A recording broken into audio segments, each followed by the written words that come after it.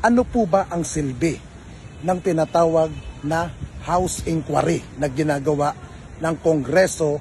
Sadyang kasama ito sa kapangyarihan o poder po ng Kongreso na mag-conduct ng mga investigations in aid of legislation. Na ang Kongreso na ginaganap nila o mga ginagawang House Inquiry, House Investigation, meron man silang natatamaan, meron man silang mga tao na personalidad na ating sinusuportahan, na sa tingin natin, na akala natin, pinipersonal. Huwag po ganun ang isipin natin. Bagkos, ginagampanan lamang ng mga mambabatas ang kanilang tungkulin. Isang magandang araw, mga kaibigan. Nakikita naman natin na kung saan kabilaan ang nangyayaring House Inquiry or yung mga tinatawag na House Investigation na kung saan pinapatawag yung kung sino-sinong personalidad. Pero may mga pagkakataon dito na sinasabi ng mga ibang tao, ng mga pinapatawag, na yun daw ay paraan para atakihin daw sila, para sirain daw sila, or para ipahiya.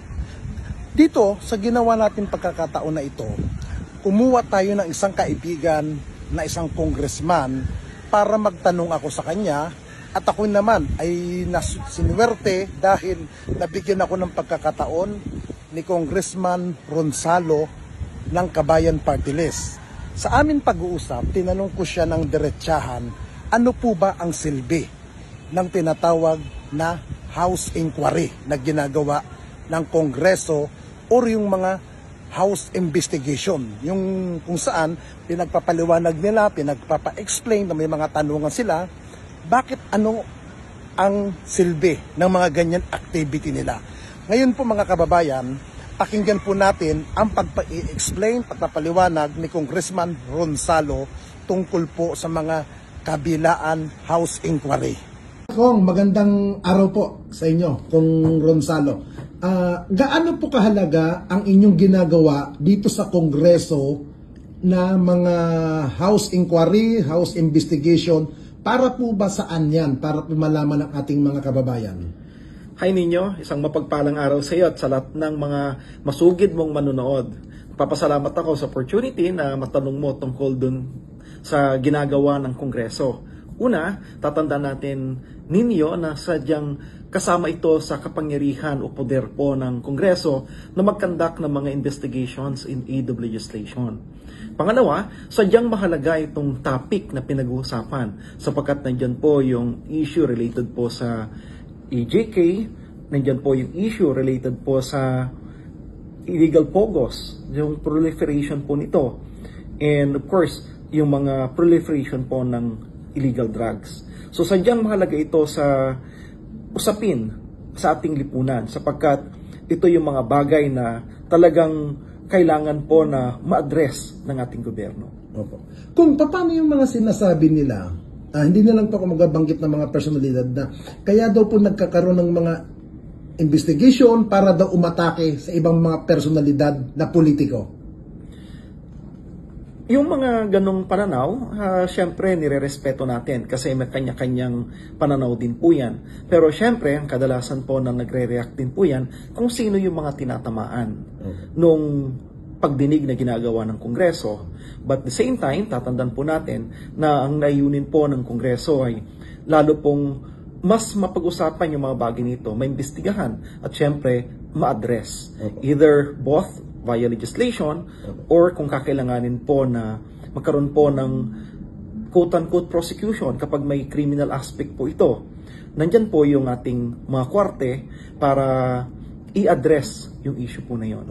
Kong, maraming salamat po sa inyong pagtugon sa aking katanungan po sa inyo. Maraming salamat din ninyo at more power sa iyo. At natutuwa ako dahil talagang tuloy-tuloy yung ginagawa mo pag-inform sa ating mga kababayan na mas nagiging updated po yung mga kababayan po natin doon sa mga ginagawa mong pagbablog. So congratulations sa iyo ninyo.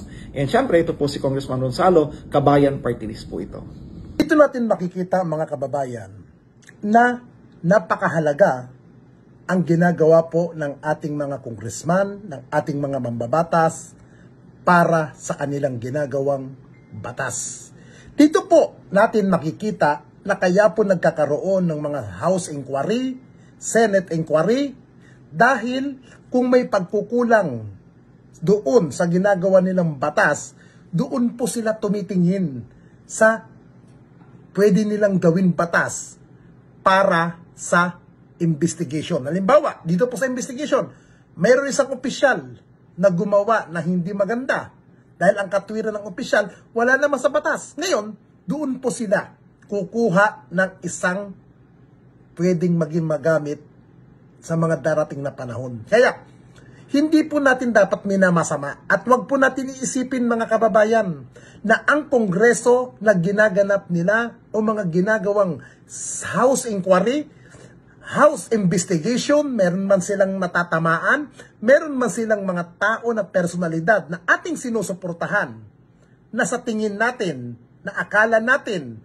pinipersonal. Wag po ganun ang isipin natin. Bagkos, ginagampanan lamang ng mga mambabatas ang kanilang tungkulin at kanilang mandato, kaya po nagkakaroon na House Inquiry or Investigation. At sana naman, doon sa mga opisyal ng gobyerno, pag kayo tinatanong, ipakita po ninyo na maging makatotohanan kayo sa inyong mga pagsagot. Hindi po yung balat sibuyas na pag-alis nyo sa Kongreso, pag-alis ninyo sa investigation, magsasalita kayo in social media, magsasalita kayo sa mga ibang interview na parang palalabasin na kayo inaapi. Tinagampanan lamang po ng mga congressman. First of all, maraming salamat kay Congressman Ronsalo ng Kabayan Party List sa ako'y nabigyan niya ng pagkakataon para po makapanayam po siya at para po mailahad niya kung gaano kahalaga ang ginaganap ng mga inquiry dyan sa Kongreso.